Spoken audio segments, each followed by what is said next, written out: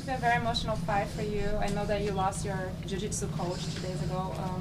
How do you feel? How do you felt there? Man, he was much more than a jiu-jitsu coach. He was my MMA coach and one of my best friends. I feel good that I got the win, but I feel like it's not enough. I don't feel like I performed as well as I could have. I got emotional walking to the cage, which we tried to prevent. We practiced walking to the cage. I'm very lucky that I had the coaches with me that I did. The walks to the cage this morning before the fight to prepare for the walk to the cage tonight, I feel like that really helped me prepare to get out there without getting too emotional. I didn't want to have a dump before I got in the cage. I still had a little bit of an adrenaline dump when I got in there, but I have good guys in my corner. Even though Robert Follis isn't here yelling at me, everything that he ever said to me is still in my head, so it's still very fresh in my mind. So, Tim, you actually played out the walk yesterday? No, today before the fight, James Krause brought me in the hallway because I told him I was nervous about walking to the cage. I'm an emotional guy. I'm a passionate guy. I wear my heart on my sleeve. I didn't want that to affect my fight. The only time I really have my emotions in check is when I'm in the cage. So I didn't want to change from that. So before the fight, we put my walking music on. We did a countdown. We bounced around. We walked to the cage just like we would have before a fight. We stood at the cage. I took my shirt off. Hugged my coaches. I walked in the cage, and I started doing my little dance that I like to do. So it wasn't the first time tonight that I walked to the cage and prepared for that. So again, that's all of my coaches. I have 3 great guys in my corner, and that pushed me through tonight. What has this week been like for you? From checking, I know you've been asked about it a lot, but to go through all this after his passing so recently, what has it been like overall? Man, it's been pretty rough. From the Canada fight. He was supposed to fly out with me Tuesday. I pushed his flight back to Thursday because he was going to be with Brian Caraway. Brian Caraway's fight fell through, so he called me, asked me to move the flight back to Tuesday. But it would have been another $700. So he said, "Don't worry about it." Flew to Winnipeg, and I didn't hear from him, so I knew something was wrong. Since then, I've been kind of on a little bit of a self-destructive path. I came out to Vegas early without my coaches, and I shouldn't have done that. I screwed around a little bit.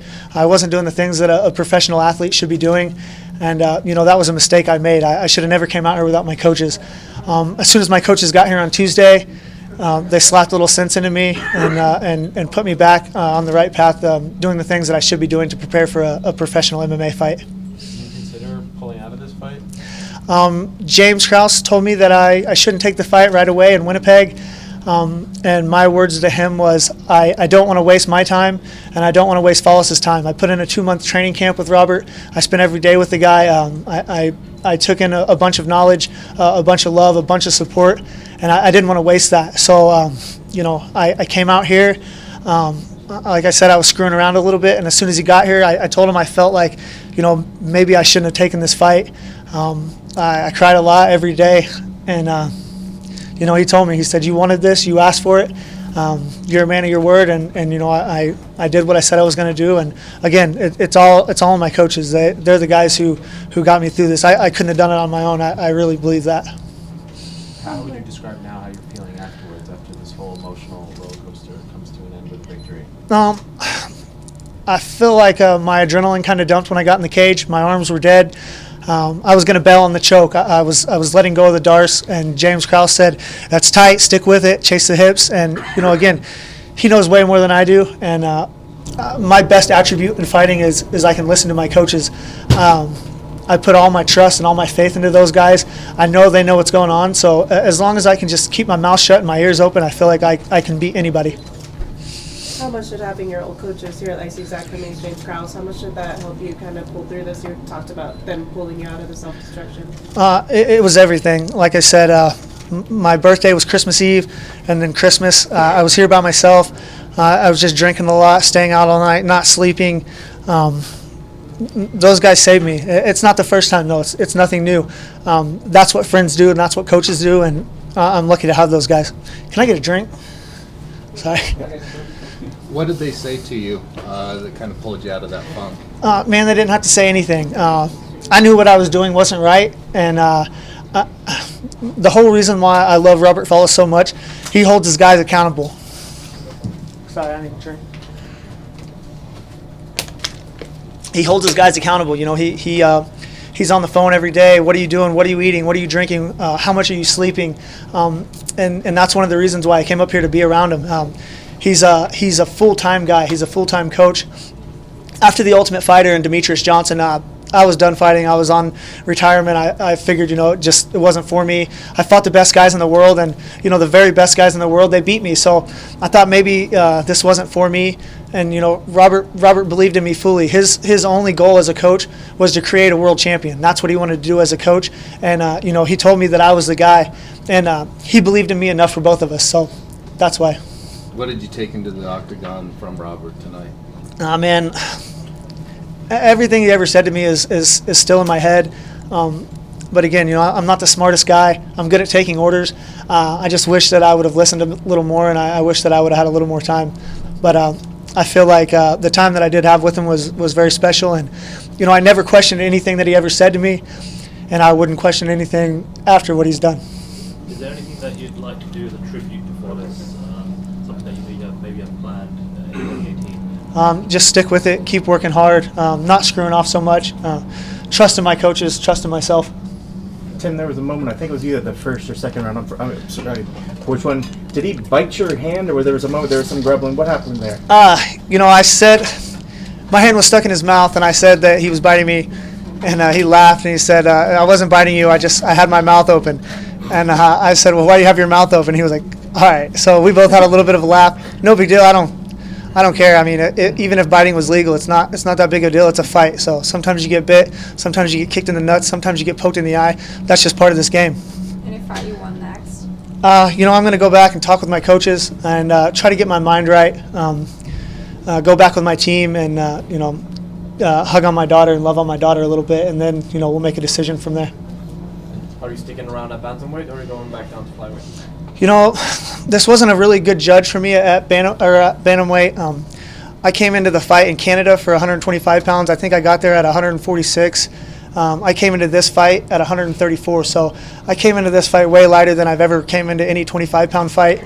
But I wasn't taking my nutrition serious.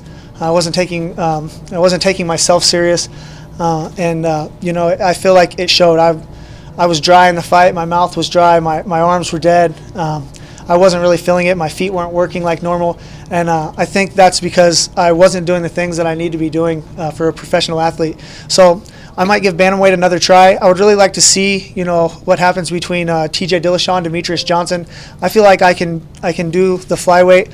I just need to make a little more sacrifice and a little more adjustments. And, again, just listen to my coaches. They know what they're doing. That's the great thing about this. I have such good guys. Like, I don't even have to think. All I have to do is do what I'm told, and I feel like if I do that, then I can make the weight and I can beat good guys. Tim, the guy you were supposed to fight in Canada, Peter Mango, was released yesterday. Are you surprised? No, I'm not surprised at all. The thing is it was short notice, and he didn't make weight, but I fought John Dodson on 6 days' notice. They asked me over and over again, are you sure you can make it? Are you sure? They let me know pretty much, if you don't make this, then this is your only shot. And, I agreed to it, and I did what I was asked. So, no, I'm not surprised at all. He came into interviews bragging about how much bigger he was than me, which he wasn't. I stood right next to the guy. He's not bigger than me.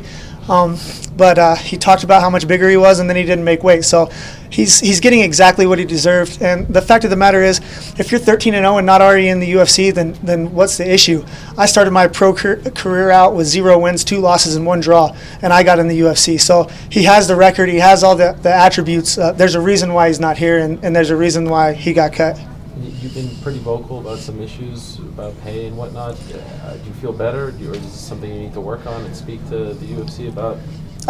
Man, again, I was a little bit of an emotional wreck. I worked hard to make the weight. I sacrificed a lot of time away from my kid. I had a really expensive training camp. For the first time in my life, I spent money on a training camp like I thought a professional NFL player would do it. I stayed in really nice places. I ate really, really good quality food. I had people, doing my laundry and stuff for me. For the first time ever, I felt like this is what a professional athlete is supposed to live like. And then I didn't get my paycheck, so I was upset. And what I should have done is I should have been a man, and I should have talked to him face to face instead of running my mouth on Twitter. But again, I'm not the smartest guy. I'm a fighter, and I'm an emotional guy. And I felt I felt like they weren't taking me serious. But Mick did a good job. I talked to him. He made it right by getting me another fight. I asked for it. He made it happen, and I love fighting in the UFC, and I feel very, very blessed and very, very grateful. And Dana White and Mick and Sean Shelby, I love those guys. I enjoy them.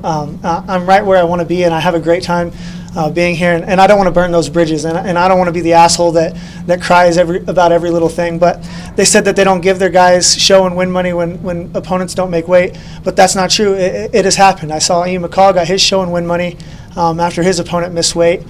But and he got his show money whenever he made weight and then didn't show up for the fight himself. So I just felt like it was a bit of a double standard. I mean, I may not be that big of a name, but I come out here and I fight my hardest, and I put a lot into this, and I want to get as much out as I put in. And I felt like that wasn't happening, but they made it right. They did. They fulfilled their end of the bargain, and I couldn't be happier. Speaking the way you do about your coaches and also about Robert, I know that you're still in the middle of your own career, but have you thought about a post-fight career and perhaps coaching down the road? Man, I try not to think too much into the future. I want to focus on the now. I'm a live in the moment kind of guy, so I'm really trying to enjoy myself. And I had a 5-year plan. For the first time in my life, I had a set plan. Like, this is where I'm going to be. I'm going to be here with Robert Follis. I'm going to work to try to become a world champion. And for the first time ever, I thought that was a possibility. And then it was a pretty huge blow after his passing. And I feel like I owe it to him to at least give it a shot. So I'm not focusing anything on the future other than my next opponent, and then then I'll go from there.